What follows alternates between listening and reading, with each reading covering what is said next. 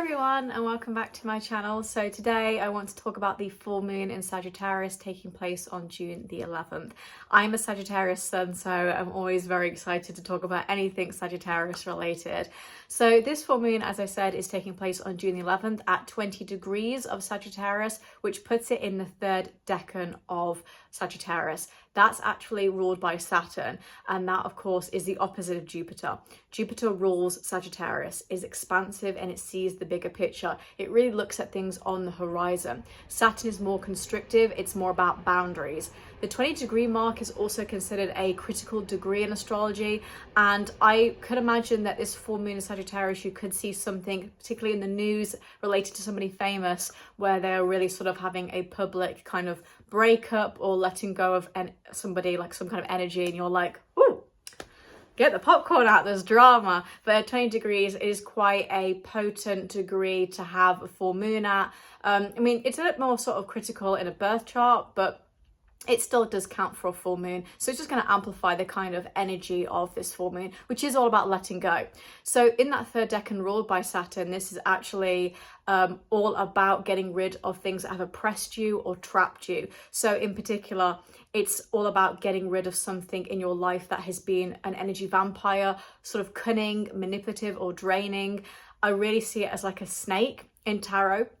I see it like a snake, and it's wrapped around your neck like an albatross, and you basically just like take the snake off, you cut the head of the snake off, to quote Karate Kid, and you solve a problem. So this is not necessarily like a really awful letting go of things like sometimes full moons can be. It's actually more of a, oh, I'm almost like sliding something into the water and letting it go, and actually being like, oh, thank God for that.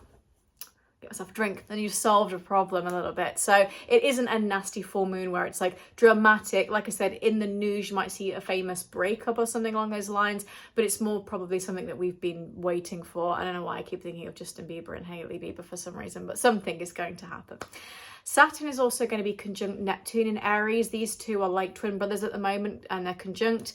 They're really bouncing off of each other. This can add an element of you getting quite serious about protecting your peace and your mental health. And so you don't really want to keep things in your life that are not helping you. They're not providing spiritual enlightenment or helping you on your personal growth journey as well. Jupiter is conjunct Mercury in Cancer, which is going to be lovely. Jupiter in Cancer is exalted. It rules Sagittarius as well, and Mercury in Cancer. This is really happy and lovely. I almost think it adds a nostalgic element as well to this full moon, where again, you're almost looking back and thinking, I am repeating a past mistake or a past trauma here, and I really just need to let that go and have more fun in my life. Especially because Sagittarius is all about adventure and moving towards something nice, you know, marking a summer holiday. But that Jupiter conjunct Mercury is a quite nice aspect. Venus and Taurus is squaring Pluto in Aquarius, which is in the background. It doesn't necessarily affect this full moon by any large degree, but it is in the background, and it can be very manipulative when it comes to relationships. A bit Joe Goldberg obsessive, maybe a bit toxic, where it's like, I feel like communication is just a little bit janky, and you're not really giving me the truth. It almost feels like, you know, that picture of the iceberg where you see like 20% of the iceberg and then 80% of what you don't see. 80% of what you don't see is the stuff going on in the background that you kind of need to assess. And maybe for some of you, you need to let go of things or people in your life where you feel you can't trust it. Again, it's kind of cunning. It's that like 20-degree point where it's like, I need to get out of my life. Mars is also squaring Uranus and Taurus as well. So Mars and Leo squaring Uranus and Taurus. Uranus is always going to like screw things up and just kind of add that kind of shocking element. This is more about being quick to anger as well, and being like again adding to that Venus and Taurus squaring Pluto and Aquarius manipulative energy, and it can just add some unexpected sort of like elements to the mix. Again, it's not really going to affect this full moon by any large degree like on its own, but it is in the background, so it is something to mention. So overall, this full moon is actually quite nice for letting go of something that you probably been meaning to let go of. And it's not really like a harsh severing. It's not like a, you know, I'm really getting the battle axe out. It's almost like a, you can go now. I don't need you anymore. You can go. So if you're interested to know how this is going to affect you, if you're a sun, moon or rising, then you can watch now. I will say that rising is more accurate and you should be watching for your rising sign, but some people don't know their rising sign, for example, or it doesn't resonate with them. So you can watch for your sun and moon as well. That's completely fine. If you are in Aries, this is in your 9th house. I really like this because, of course, Jupiter is ruling the 9th house, so it feels very accurate and, you know, it just feels apt here. This is about you really letting go of something in your life that doesn't serve you anymore and moving towards fun, moving towards adventure, you know, being more adventurous, being more of the explorer, you know, the hiker, the wanderer, you know. I think this is really a nice energy. You are letting go of kind of like past energy that I feel is littered with a bit of not necessarily guilt, but just sort of like, oh God, depression, energy that's drained me. I don't want to do this anymore. And then moving towards something fun, like that summer vacation kind of energy. Also, you could be ending a period of study, for example, like wrapping up exams and then like having your summer holiday. You could also be ending a period of travel and then trying to get serious about something else, or the opposite, you're now starting to embark on a journey of traveling as well. And generally also, I feel this is very sort of spiritual moment for you, actually. Like this full moon on June 11th is a moment of real spiritual clarity for you, Aries. If you are a Taurus, this is in your 8th house. So you could be paying off a debt. You could also be, you know, letting go of a period of communication with somebody, or even a small, like short-lived fling or relationship with somebody where the intimacy is just really confusing. You don't really know what you are, like a situationship, and you're like, again, it's not like a massive cut off. It's more of a, you can go now. This has just like naturally reached its course. It kind of gives like a ghosting energy as well. So if you've been ghosted, it's like leave that in the past and move towards something more fun and also more fulfilling as well.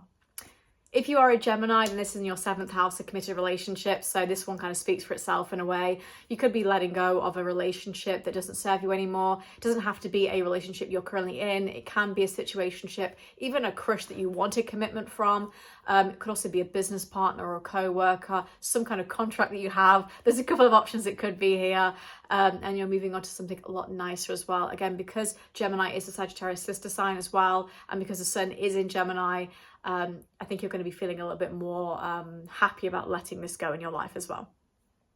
If you are a Cancer, this is in your 6th house. So Cancer, you could be letting go of a co-worker, saying goodbye to a co-worker, finishing a project with them and moving on to something else. You could also be moving things around. For example, like if you have like a family pet, you could be going somewhere where you have to say goodbye to like the family dog or cat, and then you go away for a period and then you come back. You could also be ending a period of like a gym routine or something where you've been doing you know, an exercise for your physical health and you're trying to improve on that, but maybe it's not working for you properly. For example, you could be doing weight training, but you've realized this is not necessarily actually working for me, or I think I'm going to start doing something that makes me feel a bit better in myself, something more gentle maybe and less sort of like ramped up. You can also be doing something more adventurous with like sport as well. So instead of being like in the gym, like I'm going to start hiking or running outside, more like doing the Sagittarius thing. If you are a Leo, this is in your 5th house.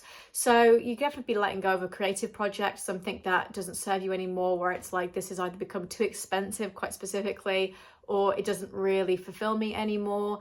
You could also be, you know, maybe ending a period of dating, or even just going on a date and being like, well, that wasn't great. Like I've been seeing someone for a couple of weeks and then it's not working out for me, so I'm going to move on to something more fun. You could also find that you're getting very bored with like monotonous dating as well, and you could be getting more serious, especially with you know, the Saturn and Neptune Aries conjunction, getting more serious about finding like a really nice partner that can give you commitment.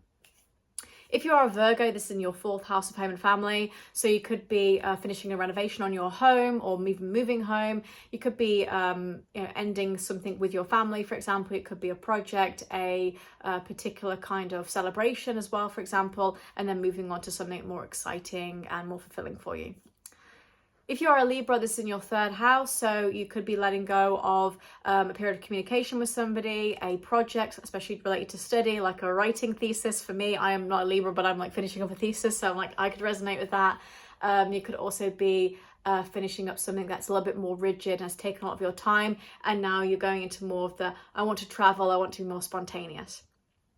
If you're a Scorpio, this is in your second house of income and finances and diet. You could be finishing up a particular diet, like an elimination diet if you were doing it for physical health reasons, or even a particular medication. You could also be paying off a debt or trying to finalize a financial plan, for example, and then moving on to being like, okay, I've got this in place. I'm going to enjoy my time now and my summer holiday. And again, taking in that Sagittarius kind of feeling. If you're a Sagittarius, this is in your first house of self, you could be letting go of a particular aesthetic that you've had, like moving into like a specific kind of style. I am a Sagittarius sun, and I've been like wanting to move to a specific type of style I have in my head. And I've also been like, I just need to really create my dream life. I want to let go of a certain part of my life and move on to something more exciting. So you definitely could be feeling the energy of reinvention with this full moon as well. If you're a Capricorn, this is in your 12th house. I think it's quite interesting because you could be ending a period of a lot of deep spiritual shadow work, but also you could be actually having some therapy. You might even find that you're having like a bit of a epiphany, or almost like I want to say a nervous breakdown by any means, but almost like this is boring and rigid and I just can't do this in my life. I need to have more fun and more excitement. And again, as a Capricorn rising, I definitely felt I need a bit more of luxury in my life. Like I'm always doing pilgrimages and I'm always doing like sometimes things that are exciting, but at the same time, I make them harder than they need to be. And like sometimes I just want to be on a yacht in Monaco. As if, right? But I'm like, I'll manifest it. But I'm like, sometimes I just need a bit more luxury in my life and I want to be able to do that. So sometimes I do have these moments where I'm like, don't want to do this anymore. So it doesn't have to be a mental breakdown. It could just be a moment where you're like, almost a eureka light bulb moment, and you're like, yeah, get this out of my life right now. If you're an Aquarius, this is in your 11th house. So you could be like definitely leaving a person in your life that's been a friend, but they're an energy vampire.